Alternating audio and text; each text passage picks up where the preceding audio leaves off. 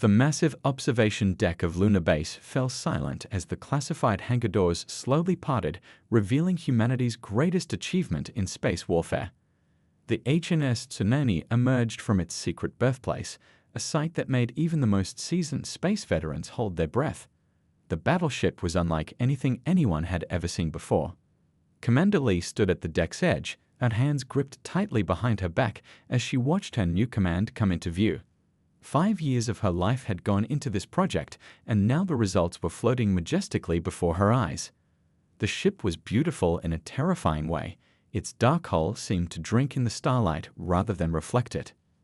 "It's hard to believe we built that," whispered her second-in-command, Commander Patel, voicing what everyone was thinking.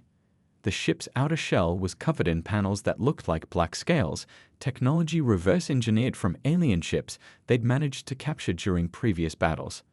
These panels didn't just protect the ship, they made it nearly invisible to enemy sensors. The observation deck buzzed with quiet conversations as engineers and military personnel gathered around the viewing windows. Some pulled out their data pads, comparing the actual ship to the blueprints they'd worked on for years. Others simply stared, trying to process the sheer size of what they were seeing. The Tsunami was 3 times larger than any previous human battleship. "Look at the main cannon housing," one of the younger engineers pointed out excitedly. The front of the ship featured a massive circular opening, currently sealed but designed to channel forces that most of them barely understood. This wasn't just a weapon, it was a new way of thinking about space combat.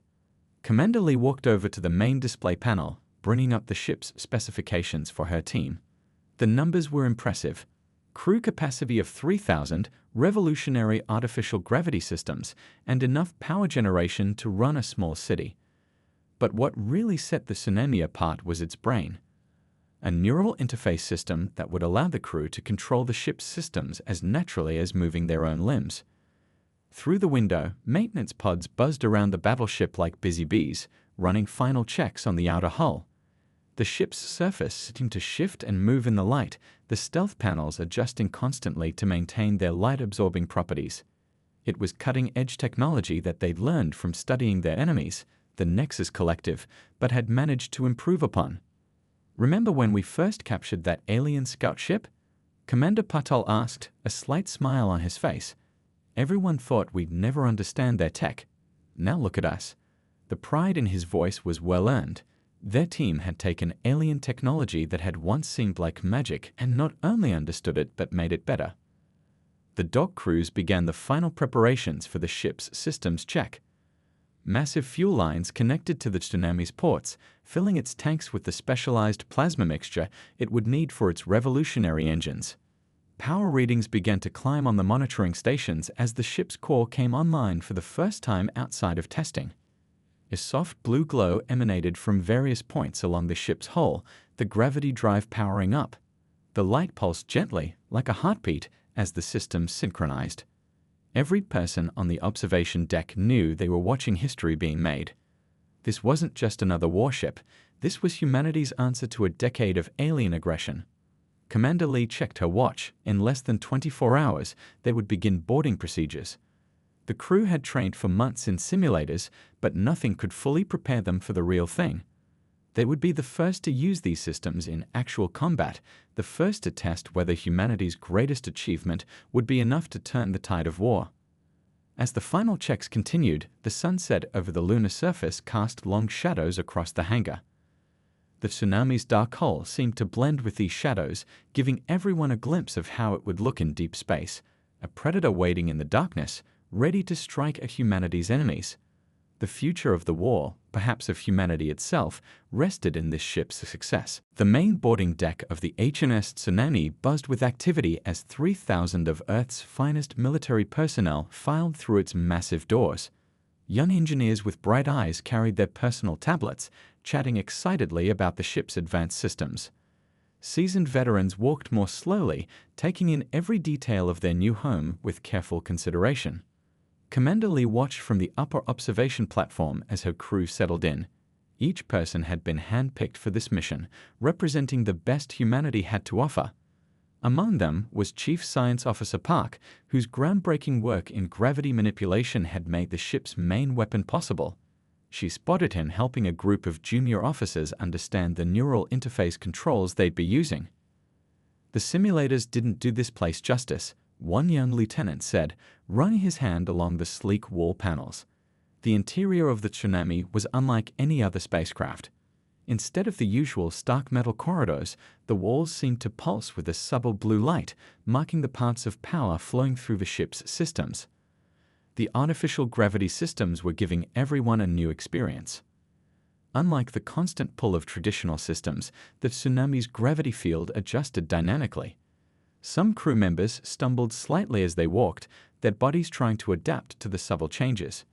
"It's like walking on a gentle wave," one officer explained to her team. "You'll get used to it after a few hours."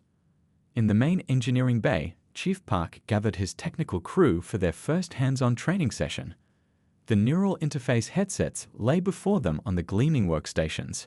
"Remember," he said, picking up one of the devices, "these aren't just tools, they're an extension of your own mind. Don't fight the connection.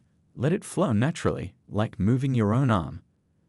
The crew members exchanged nervous glances as they put on their headsets.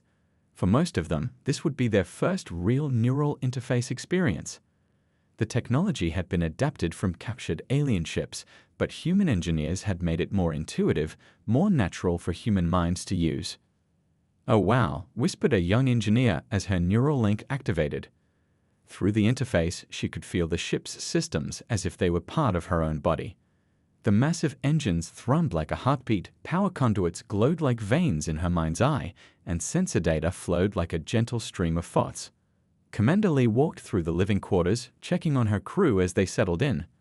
The rooms were designed for long-term space deployment, with comfortable beds and personal space, a luxury in military vessels.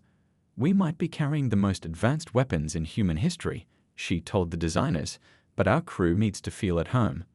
In the medical bay, the chief doctor organized her team, setting up equipment that combined traditional medical technology with the ship's advanced systems.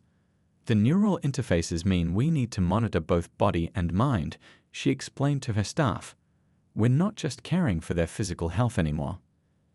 The ship's mess hall gradually filled with crew members taking their first meal aboard. The food was better than standard military fare, another morale-boosting decision. Conversations bounced between excitement and nervous energy as people from different departments shared their first impressions of their new home.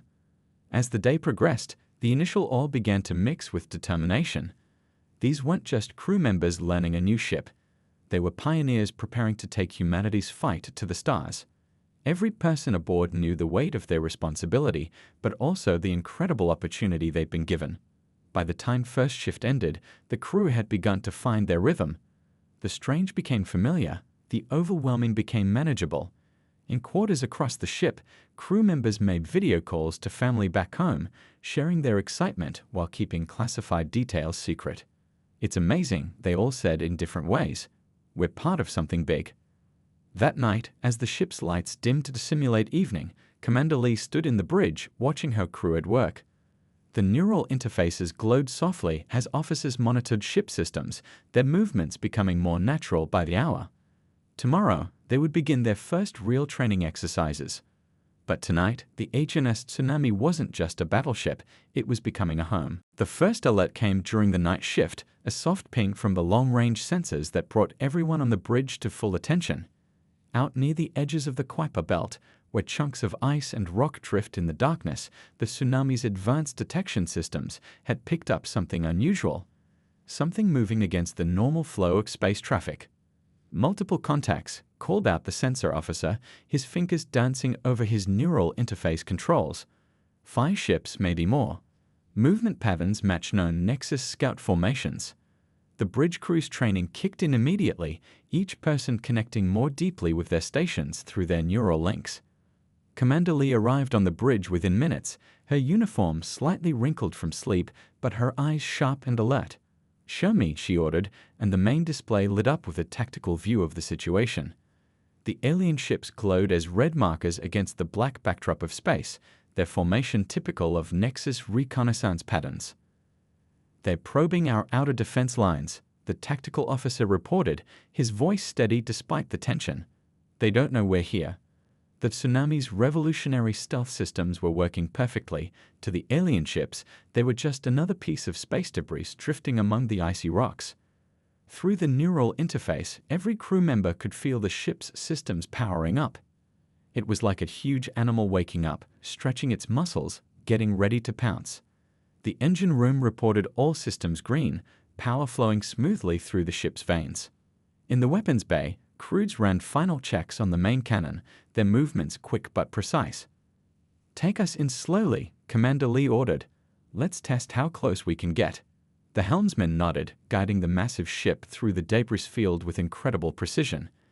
The Tsunami moved like a shadow among shadows, its dark hull absorbing any stray light that might give away their position. Down in engineering, Chief Park monitored the stealth systems with intense focus. "Hull temperature stable," he reported through the ship's comm system. "Energy signature masked. We're as invisible as we're ever going to be." His team watched their readings carefully, ready to make split-second adjustments if needed. The bridge crew held their breath as the distance to the alien ships decreased. 500 kilometers, 300, 200. No one had ever gotten this close to Nexus vessels without being detected. Through the main viewport, they could actually see the alien ships now, their crystalline hulls glowing with an eerie internal light. "Sir," the communications officer whispered, almost afraid to break the tension, "we're picking up their internal transmissions. Their sensors are, they're pointed the wrong way. They have no idea we're here." The moment was surreal. For 10 years, humanity had fought these beings, always one step behind, always struggling to survive their superior technology. But now, here they were, close enough to see the patterns on their hull plates, and the aliens hadn't noticed them at all. "Weapons range in 30 seconds, reported the tactical officer. The crew could feel the main cannon powering up through their neural links, a deep, thrumming sensation that seemed to resonate in their bones. This would be their first real combat test, their first chance to prove that humanity could not only fight back but win. Commander Lee stood from her chair, her voice clear and confident. "All hands, battle stations, prepare for combat engagement." Throughout the ship, crews secured equipment and manned their posts. In the medical bay, doctors readied their equipment. In the engine room, engineers monitored power levels with intense concentration. The alien ships continued their patrol pattern, their crystalline hulls shimmering in the dim light of the distant sun. They had no idea that they were about to become part of history, no idea that everything about this war was about to change. The hunters were about to become the hunted. As the Tsunami moved into final attack position, Commander Lee looked around at her crew. In their faces, she saw not fear but determination. They had trained for this moment, prepared for it, dreamed of it. Now it was time to show the Nexus Collective that humanity was done running. "Weapons systems locked," reported the tactical officer. "Ready on your command." The bridge fell silent, every person connected to the ship through their neural interfaces, feeling its power, its readiness. The moment of truth had arrived. "Fire when ready," Commander Lee ordered, her voice cutting through the tense silence on the bridge. The weapons officer took a deep breath, his hands steady as they moved across the neural interface controls. Through the shipwide link, every crew member could feel the massive gravitic shear cannon powering up, building energy like a gathering storm. The front of the Tsunami opened like a blooming flower, dark panels sliding apart to reveal the weapon that had taken years to develop. Power flowed from every part of the ship, channeling into the cannon's core. The lighting throughout the vessel dimmed slightly as energy was redirected to the weapon systems. "First target locked," called out the tactical officer. On the main screen, one of the Nexus ships glowed red, its crystalline hull still sparkling innocently in the starlight. They had no idea what was coming. The weapons officer pressed his hand forward on the control panel, and everyone felt the ship shudder. The space between the Tsunami and the target seemed to twist, like looking through a heat wave on a hot summer day. For a split second, nothing happened.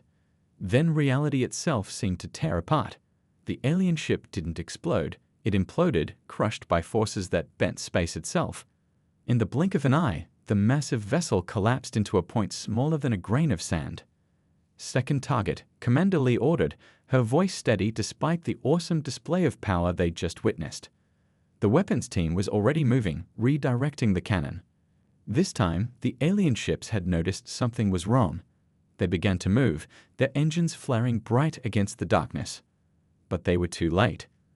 The gravitic shear cannon fired again, and another Nexus vessel vanished into nothingness. Through the neural interface, the crew could feel the weapon's power like a wave of pressure washing through their minds. It was both terrifying and exhilarating. In the engine room, engineers worked frantically to manage the massive energy flows. Power levels stable, Chief Park reported, his team monitoring dozens of displays at once. The cannon's performing better than our simulations predicted. The pride in his voice was clear. This was human ingenuity at its finest. The remaining alien ships scattered in different directions, their formation broken. For the first time in the decade-long war, the crew of the Tsunami saw something new in their enemy's behavior: fear. The Nexus ships were no longer moving with their usual precise, calculated patterns. They were running. One more target, Commander Lee decided. Let's make sure they remember this. The weapons team lined up their shot carefully. The third blast from the gravitic shear cannon caught an alien vessel just as it was preparing to jump to faster-than-light speed. The ship compressed into nothingness, leaving behind only a rapidly dissipating energy signature. The remaining Nexus vessels vanished into FTL jumps, fleeing back to their fleet. But they weren't running in silence. The communication officer's station lit up with activity. They're broadcasting warnings, he reported, a hint of satisfaction in his voice. Long-range signals, maximum power. They're telling their whole fleet about us. A cheer went up from the bridge crew, quickly spreading throughout the ship. 10 years of being outgunned, outmaneuvered, and overwhelmed by alien technology had left its mark on humanity. But now, for the first time, they had turned the tables. The hunters had become the hunted. Commander Lee allowed her crew a moment to celebrate before bringing them back to focus. "Damage report," she called out. The responses came back quickly, all systems functioning normally, power levels returning to standard, stealth systems still fully operational. The Tsunami had performed perfectly. In the medical bay, doctors who had prepared for casualties found themselves with nothing to do.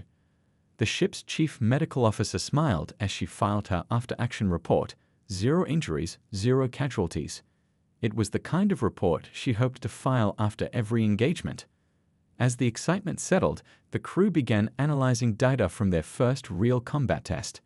The gravitic shear cannon had exceeded all expectations, but more importantly, they had proven that humanity could not only fight back, but could strike fear into an enemy that had terrorized Earth for a decade. Looking out at the now empty space where 3 Nexus ships had been, Commander Lee felt a surge of pride in her crew and her ship. The Tsunami wasn't just a new weapon, it was a symbol of hope, a promise that humanity would not go quietly into the night. And this was just the beginning. The mood in the High Command briefing room was electric. Reports of the Tsunami's first battle had spread through Earth's military leadership like wildfire. The commander stood before the gathered admirals and generals, her uniform crisp and neat as she delivered her report. Behind her, holographic displays showed the battle data, including the stunning footage of Nexus ships being crushed by the gravitic shear cannon. 3 confirmed kills, she stated, her voice carrying clearly through the room. No return fire, no casualties, and most importantly, no detection until it was too late. The senior officers exchanged meaningful looks. For the first time in 10 years, they had a clear advantage over their alien enemies. The fleet admiral rose from his seat, his weathered face serious despite the good news. "The Nexus Collective is already adjusting their strategies," he announced, bringing up a new holographic display. They're pulling back from their forward positions, concentrating their forces around key strategic points. The display showed a cluster of red dots around a particular star system, Sigma Draconis. "That checkpoint has been a thorn in our side for 3 years," the Strategic Operations Director added. "Every attempt to break through has cost us ships and lives. It's their main defensive line protecting their resource-rich systems." The room grew quiet as everyone understood what was coming next. The fleet admiral turned to face the Tsunami's commander directly. "We're sending you in," he said simply. "Break that line, and you'll change the course of this war." The weight of the mission settled over the room like a heavy blanket. Everyone knew what was at stake. Back aboard the Tsunami, the commander gathered her senior staff in the tactical room. The ship's neural interface system projected a detailed map of the Sigma Draconis checkpoint around them, allowing them to walk through the holographic display of enemy positions. They'd fortified everything, the tactical officer pointed out, highlighting various defense platforms and patrol routes. At least 30 capital ships, maybe more, hiding behind the system's asteroid field.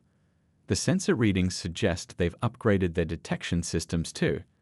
In engineering, Chief Park and his team were already running simulations, pushing the ship's systems to their limits in preparation for what was coming. "We'll need to stay at full stealth for longer than we've ever attempted," he explained to his crew. "Every power fluctuation, every heat signature has to be perfect. There's no room for error." The medical team stocked extra supplies, hoping they wouldn't be needed. The weapons crews ran drill after drill, knowing their timing would have to be perfect. Throughout the ship, every department prepared in their own way for what might be the most important mission of the war. In the mess hall, crew members shared quiet conversations over their meals. Everyone knew the stakes. Sigma Draconis wasn't just another battlefield. It was the key to pushing back against an enemy that had kept humanity contained in their own solar system for far too long. "Think about it," one young engineer said to his teammates. "Behind that checkpoint are planets rich in resources we desperately need. Raw materials for building more ships like ours. If we break through," he didn't need to finish the thought. Everyone knew what it would mean for Earth's war effort. The commander spent hours in her quarters, studying every detail of the checkpoint's defenses. The tsunami was powerful, but she was still just one ship going up against an entire defensive line. They would need more than just advanced technology. They would need perfect timing, flawless execution, and maybe a little bit of luck. As the day shift ended, she walked through the ship's corridors, watching her crew prepare. In their faces, she saw determination mixed with concern. They had proven themselves in their first battle, but this would be different. This wouldn't be surprising a few scout ships. This would be taking on the full might of the Nexus Collective's defensive fleet. Standing on the bridge, looking out at the stars, she thought about everything that had led to this moment. The years of reverse engineering alien technology, the countless lives lost in previous battles, the hope that the tsunami represented. One ship, one crew, one chance to change the course of the war. "Plot a course for Sigma Draconis," she ordered, her voice steady and confident. "It's time to show the Nexus Collective that humanity is done being contained." Throughout the ship, the crew felt their commander's words through the neural interface, each person understanding that they were about to make history, one way or another. The tsunami glided silently through deep space, its crew focused on the approaching Sigma Draconis checkpoint. In the main engineering lab, Chief Park hunched over his workstation, his forehead creased with worry. Something in the latest sensor readings had caught his attention, and the more he looked, the worse it seemed. "Run the analysis again," he told his team, refusing to believe what the data was showing. The neural interface filled his mind with streams of information from the ship's systems, particularly from the areas around the gravitic shear cannon. The results came back the same, microscopic tears in the hull plating, spreading like tiny cracks in ice. Up on the bridge, the commander was reviewing battle plans when the call came in. "Commander, we need you in engineering." Immediately. The urgency in Chief Park's voice made everyone on the bridge turn and look. Through their neural links, they could feel his concern bleeding through the ship's systems. The engineering lab was unusually quiet when she arrived. Chief Park's team stood around their main display, faces grim. "Show me," she said, and the chief brought up a magnified view of the whole structure. Even to an untrained eye, the problem was clear, web-like patterns of damage spreading through the ship's outer layers. "Every time we fire the main cannon, it creates these microfractures," Chief Park explained, his voice heavy. "The gravitational forces don't just affect our targets, they're straining our own hull too. The damage is small, but it's cumulative." He brought up a simulation showing how the cracks would spread with each shot. The commander watched the simulation play out, her heart sinking. "How many shots can we safely take?" she asked. The engineering team exchanged glances before the chief answered, "Maybe 3, possibly 4. After that, the structural integrity becomes unpredictable. One more shot could tear the ship apart." The news spread through the crew like a cold wind. Through their neural interfaces, they could all access the technical data, could all see the truth of the situation. The tsunami, humanity's greatest weapon, had a fatal flaw. Each time they used their most powerful asset, they risked destroying themselves. In the tactical room, the senior staff gathered to discuss their options. The holographic display showed their target, the heavily fortified Sigma Draconis checkpoint. "We need at least 6 clean shots to break through their main defense line," the tactical officer reported. "Maybe more if they've reinforced since our last intel." The medical chief spoke up, her voice firm. "If the hull breaches while we're in combat, we'll lose entire sections of the ship instantly. The casualty rate would be catastrophic." Around the table, officers nodded grimly. They had all seen the simulations. Back in her quarters, the commander pored over the reports. They were too far into their mission to turn back.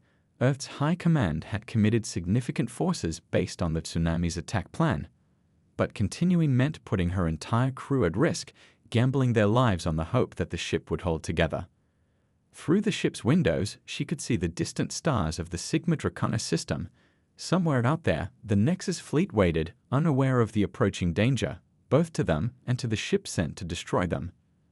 The commander thought about every person aboard, every family waiting back on Earth, every hope riding on this mission's success. In the crew quarters, off-duty personnel gathered in small groups, discussing the situation in hushed tones. The ship's neural network hummed with their collective anxiety, but also their determination. They had known the risks when they volunteered for this mission. The only question now was whether those risks were worth taking. The weapons team ran new simulations, looking for ways to minimize the strain on the hull. The engineering crews proposed emergency repairs between shots, knowing they would be working against time.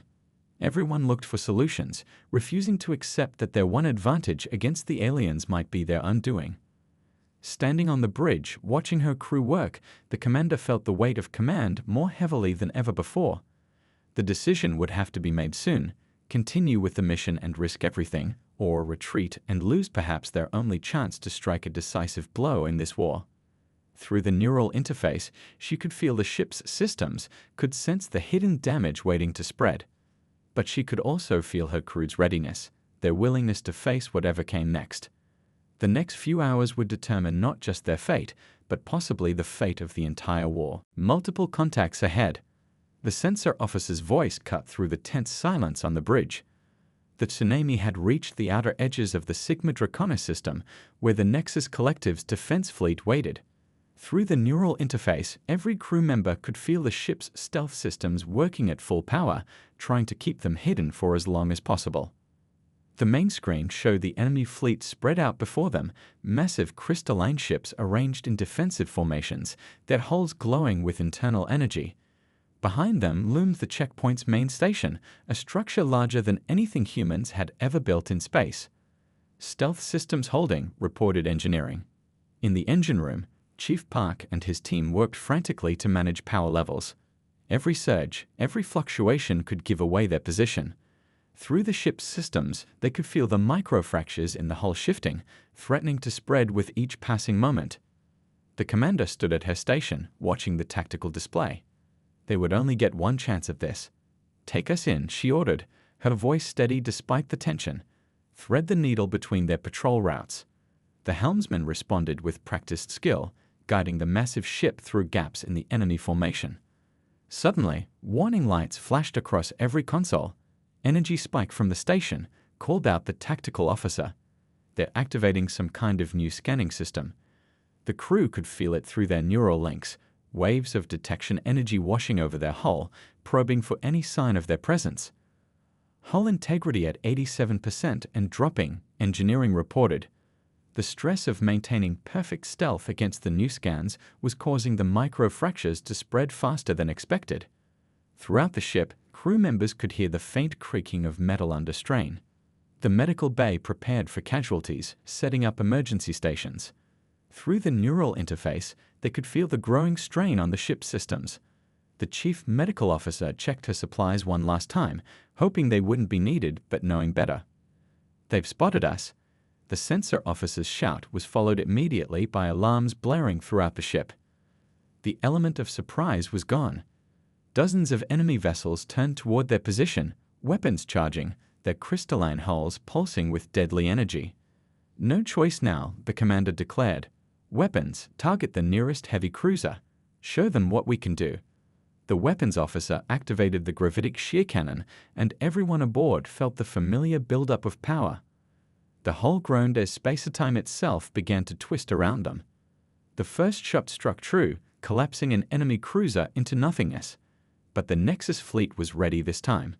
Energy beams sliced through space where the tsunami had been moments before, the helmsman's quick reactions barely keeping them ahead of the attacks.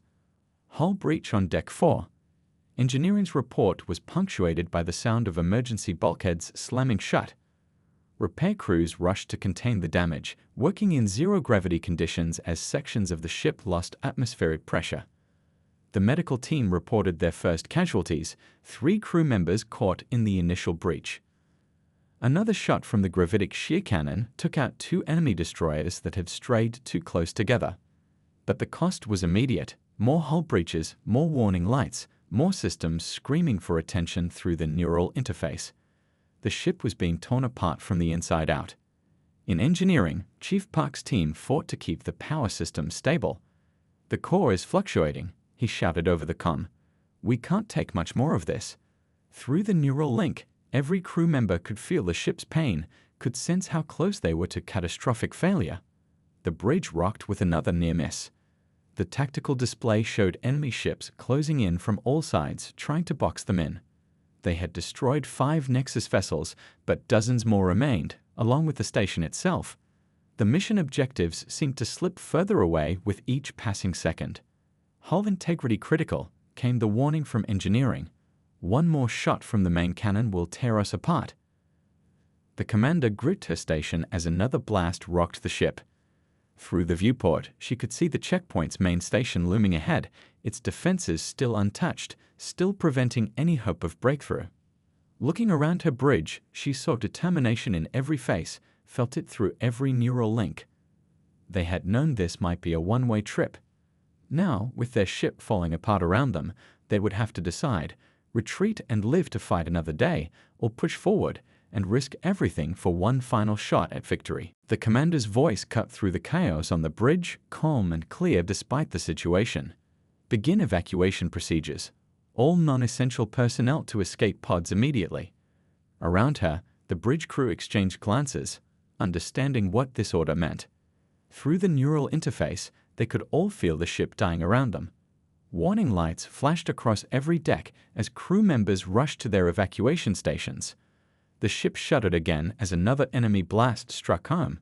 In the medical bay, doctors worked quickly to move injured crew members to escape pods, their movements practiced despite the gravity fluctuations. "Engineering, give me a status report," the commander called out. Chief Park's voice came back strained but determined. "Main power at 40%, hull integrity failing." But he paused, calculations running through his mind. "We might have enough for one final shot. If we redirect everything, life support, artificial gravity, every system we've got." The tactical officer looked up from his station. "The station's defenses are still at full strength. Even if we get close enough for a shot, their shields would absorb most of the impact." Through the viewport, they could see the massive Nexus command station, its crystalline surface gleaming with protective energy fields. The commander stood silent for a moment, watching the escape pods launch from the lower decks. Each one carried part of her crew to safety, streaming away from the dying ship like seeds from a dandelion. Through the neural link, she could feel the ship's systems failing one by one, could sense the hull breaking apart under the strain. "Plot a collision course with the station," she ordered. The bridge fell silent. The helmsman turned in his chair, but the commander's expression stopped any protest. "If we overload the power core at the exact moment we fire the cannon, the combined gravitational effect should be enough to break through their shields." Chief Park's voice came back over the comm, understanding in his tone. "The power surge would tear the ship apart instantly.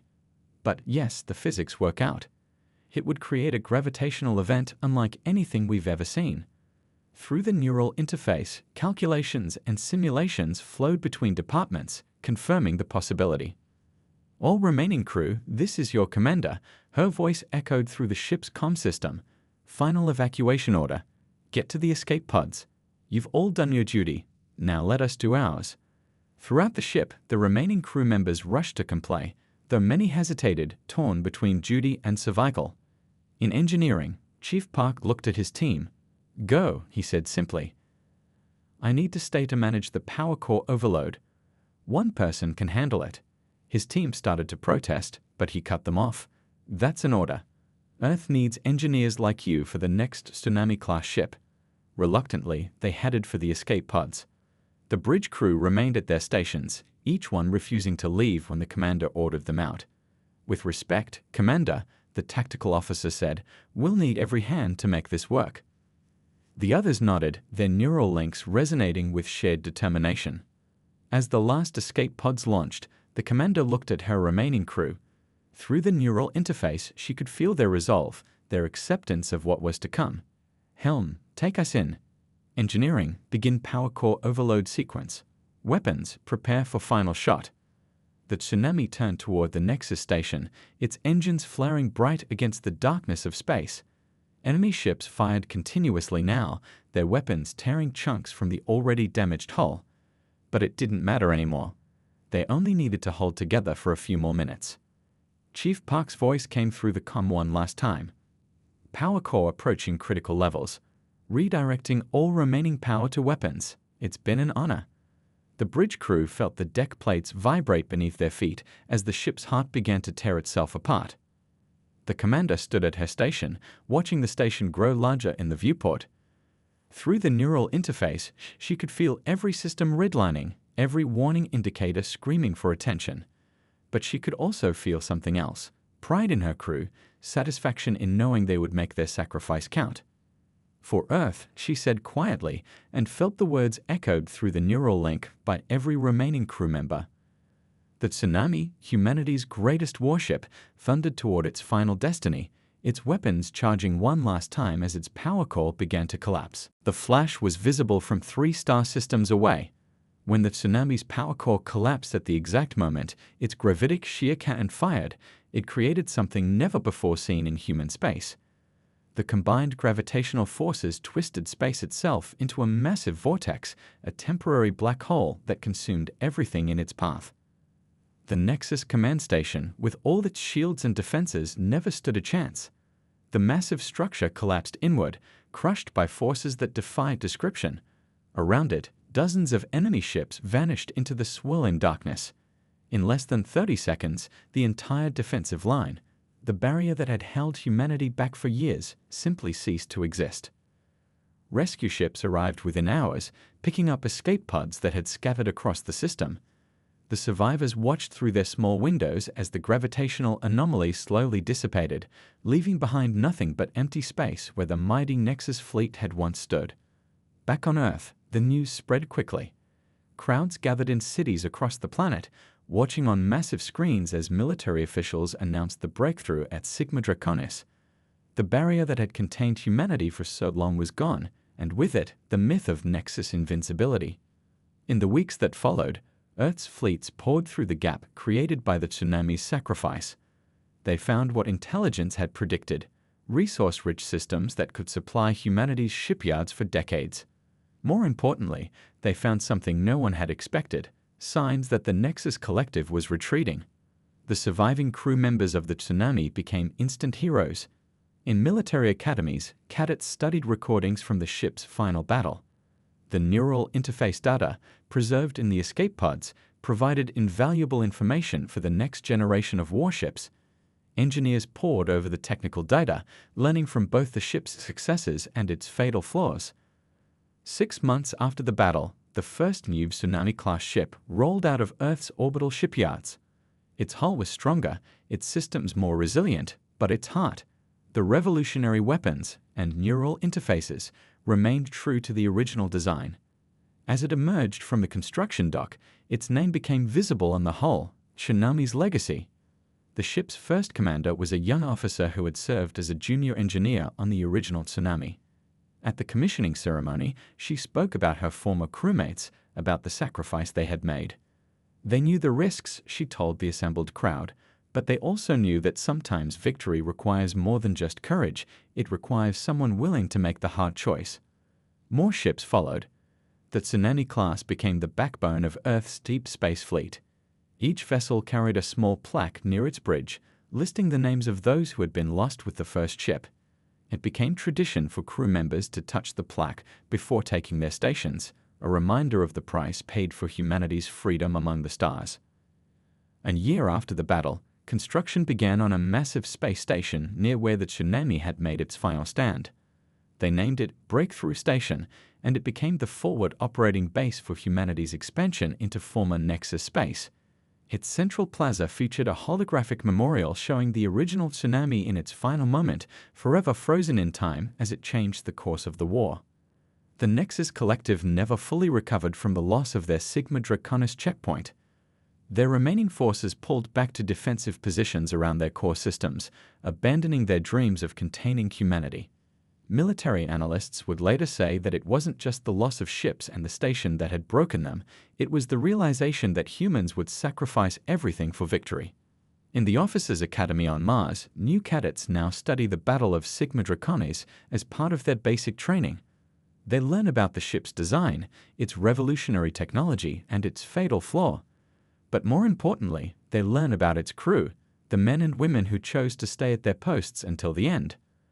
The war would continue for several more years, but everyone agreed that the tide had turned that day at Sigma Draconis.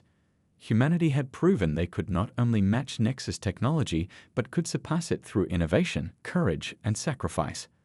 The Tsunami had done more than break through an enemy line, it had shattered the barriers holding humanity back from the stars.